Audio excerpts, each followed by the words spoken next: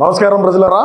మన జగనన్న అధికారంలో ఉన్నప్పుడు ఏ విధంగా రైతాంగానికి నీటి సమస్యలు లేకుండా ఎన్ని ప్రాజెక్టులు కట్టారు, ఎన్ని చెక్ డ్యాములు కట్టారు, ఎన్ని చెరువు కట్టలకు మరమ్మతులు చేశారు ఏందనేది అందరికీ తెలుసు. మనమేం ప్రత్యేకంగా ఏమి చెప్పాల్సినటువంటి పనేం లేదు. మన అన్న చేసినటువంటి ఘనత, పోలవరాన్ని ఏ విధంగా పరుగులు పెట్టించినారో చూసినారు. రాష్ట్రంలో ఏ మేరకు రైతాంగానికి నీళ్ళు అందించినారో కూడా చూసి ఈరోజు మనకు 11 స్థానాలు ఇచ్చినారు. ఓకే, పోతే నిన్న అన్న ప్రెస్ మీట్ పెట్టినటువంటి అనంతరం మన రాష్ట్రంలో ఏ విధంగా ఈయన అభివృద్ధి చేసినాడు, రాయలసీమకి సంబంధించి ఏ విధంగా నీళ్లు రైతాంగానికి అందిగలిగినాడు ఏందనే దాని మీద కుప్పంకు నీళ్ళు ఇచ్చామని పెద్ద ఒక దీన్ని వేశాడు. ఎందుకంటే మనకు వేరే ఇతరగా ఏమీ లేవు. మనకు ఉండేటువంటి ఒకటి ఏంటంటే సోషల్ మీడియానే దాన్ని అడ్డం పెట్టుకొని మనం బతకాల్సినటువంటి పరిస్థితి. సరే, కుప్పానికి నీళ్ళు ఏ విధంగా ఇచ్చినాడు, ఏంది వ్యవహారం, ఏందనేది ఆధారాలు అంటే మనం గతంలో కూడా మనం కుప్పం గురించి చాలాసార్లు కుప్పానికి ఏ విధంగా నీళ్ళు ఇచ్చినారు, ఏంది వ్యవహారం, అక్కడ గేట్లు ఏ విధంగా పెట్టినారు, ఎన్ని రోజులకు ఆ గేట్లు బాడుకు తీసుకొని వచ్చినారు, ఆ తర్వాత జేసీబీ ఏ విధంగా గేట్లు ఎత్తుకోమైందో అవన్నీ కూడా మనం గతంలో చూసినాం. అదే మ్యాజిక్. ఆ విధంగా కుప్పానికి నీళ్ళు ఎవరైనా ఇగిలినారో ఒక కుప్పం అనే కాదు, ఎక్కడైనా ఏ నియోజకవర్గానికైనా సరే కూటమి ప్రభుత్వం బాడుకు గేట్లు తెచ్చి ట్యాంకీలతో నీళ్లు పెట్టి బట్టలు వచ్చినప్పుడు గేట్లు లేసి ఆ ట్యాంకర్లు ఏదైతే అయిపోయినాయో ఆ తర్వాత ఇరికిపోయినటువంటి పరిస్థితి అన్నా ఉన్నదా కూటమి ప్రభుత్వం చేయగలిగిందా? ఇది ఒక చరిత్ర.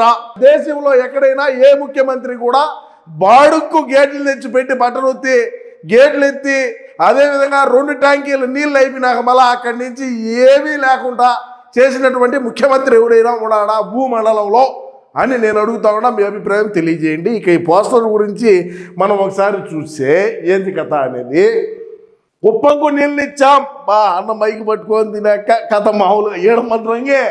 మన బతుకులంతా రంగులు వేసుకోవడమే. రంగులు లేకుండా మనం ఏమి చేసేది ఉండదు. బతుకంతా ఇదే రంగు వేశారు బ్రహ్మాండంగా. ఓకే, ఏం రాశారు ఏంది కథ అంటే, శ్రీశైలం నీళ్లను 500 కిలోమీటర్లు తీసుకెళ్లి కుప్పంకు నీళ్ళు ఇచ్చాం. రాష్ట్రంలో ఉండేటువంటి ప్రజానికం దేంతో నవ్వుతారో నీకు అర్థమవుతుందా? అర్థం కాకుండా ఉంటే పక్కన ఉండేటువంటి హౌలేగాళ్లను, పుష్పాలను, లేకుంటే ఉంటే స్మగ్లర్లలో, లేకుంటే రౌడీ షీటర్ వాళ్ళు ఉంటారు కదా మన పక్కన ఎవరో ఒకరు. ఒరే, మనం ఈ మాట మాట్లాడినాం, ఈ పోస్టర్ మనం వేసినాం, మనం ఏ విధంగా నవ్వుకుంటారు, ఏ విధంగా మన జగనన్న నవ్వులు పాలవుతాడు అని ఒకసారి ఆలోచన చేస్తే ఈ బతుకునేది కాదు కదా మనం. ఎందుకు ఈ లంగా బతుకు, ఎందుకు అవులే మాటలు, ఈ బఫూరు మాటలు కాదా అని అడుగుతా ఉన్నా నేను. అదేవిధంగా రాయలసీమకు నీళ్ల కేటాయింపుల మేరకే lift project YS Jaganmohan Reddy YSR Congress party అధ్యక్షులు అంటే తాడేనా?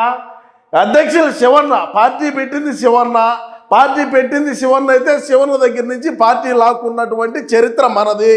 పార్టీ లాక్కొని ముద్దు యాత్ర, పాదయాత్ర, అదేవిధంగా చెల్లికి వెన్నుపోటు యాత్ర, మనం అమ్మ విజయమ్మ పోయి తల్లిగారు పోయి ఒక్క అవకాశం బిడ్డకని చెప్పి యాత్రలు చేసి 151 స్థానాలు గెలుచుకొని ఆ తర్వాత రాష్ట్రంలో ఉండేటువంటి ప్రజానికానికి ఎర్రాటెండలో కూడా చుక్కలు చూపించినటువంటి చరిత్ర మనది.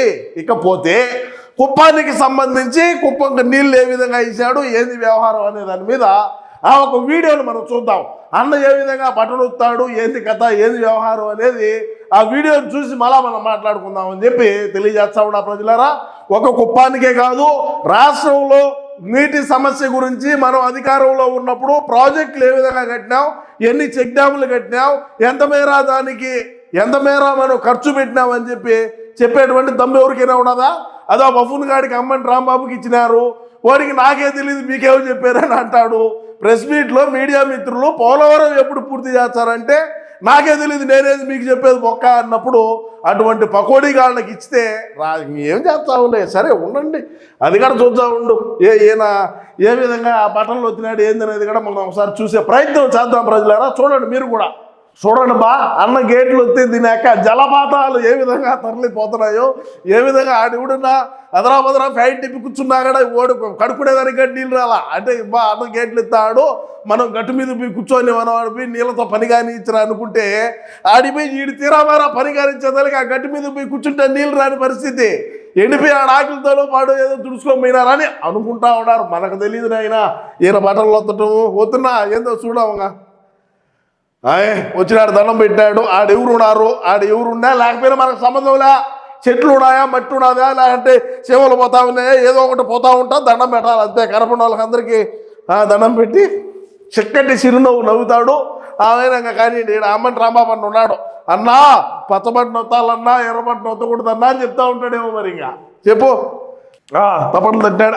వచ్చినాయి నీళ్ళు, ఇద్దో గేట్లు, బట్టలు వచ్చినాయి, ఇద్దో గేట్లు లేవు. చూడండి ప్రజలారా, మీరు బాగా చూడండి. ఆడ గేట్లు చూశారు కదా, ఇదో చూడండి, ఇయో గేట్లు.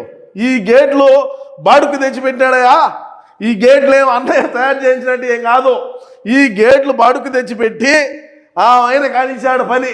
బట్టలు వచ్చినప్పుడు గేట్లు పైకి లేయాలా, మేము పోతాము, మేము పోయేదాకా నీళ్ళు పోతే చాలు, ఆ తర్వాత ఎట్టన పని మనకు సంబంధం లేదు. ఎందుకంటే మనం అడవడం కదా. రాష్ట్రంలో ఉండేటువంటి ప్రజానికానికి కుప్పానికి నీళ్ళు ఇచ్చినామని చెప్పుకోవాలా, మన సాక్షి ఛానల్లో డిబేట్ పెట్టాలా, మన సాక్షి పత్రికలో పెద్ద పేజీలో కుప్పానికి నీళ్ళు ఇచ్చినటువంటి ఘనత అంతే. బొక్కాడు ఏమీ ఉండదు.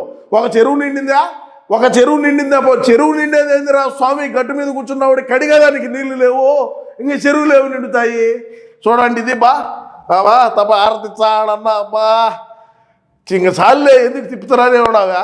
పూలు చల్లే అయిపోయింది, కథం. ఇక్కడ చూడండి ప్రజలారా, మీరే చూడండి, అయిపోయింది. వచ్చినాడు, పూలు చల్లాడు, ఆరతిచ్చినాడు, బట్టలు వచ్చినాడు, నీళ్లు పోయినాయి. మరుసటి రోజు ఉదయాన్నేనో లేదంటే ఆ రోజు సాయంత్రం తీసి ఉండరులే నాకు తెలిసి, మరుసటి రోజు ఉదయాన్నే పెట్టినటువంటి గేట్లు ఏదైతే ఉన్నాయో వాటిని జేసీబీ ఎత్తుతాంది పైకి. ఏదో పెద్ద ప్రాజెక్టు కట్టినట్టు, ఏదో పెద్ద ఇంకా ఎప్పుడూ భారతదేశంలో ఎవడు కూడా వట్ల పట్టణం మనమే పట్టణం వచ్చినామని చెప్పుకున్నట్టు చూడండి మీరే, నేను చెప్పేదే కాదు కదా, మీరు చూస్తున్నారు కదా. చూద్దాం, ఇదో గేట్లు ఎత్తారు సార్, అయిపోయింది కథం. కుప్పానికి నీళ్ళు ఆ రోజు ఇచ్చినా, ఇదో ఏడు చూడు ఏళ్ళ పరిస్థితి చూడండి. కుప్పానికి నీళ్ళు అన్న వదిలినాడే, మరి ఎక్కడ నీళ్ళు వస్తున్నాయని చెప్పి ఆ కాలంలో కూర్చోనుడే పరిస్థితి. దీనికి ఏమి చెప్తాము?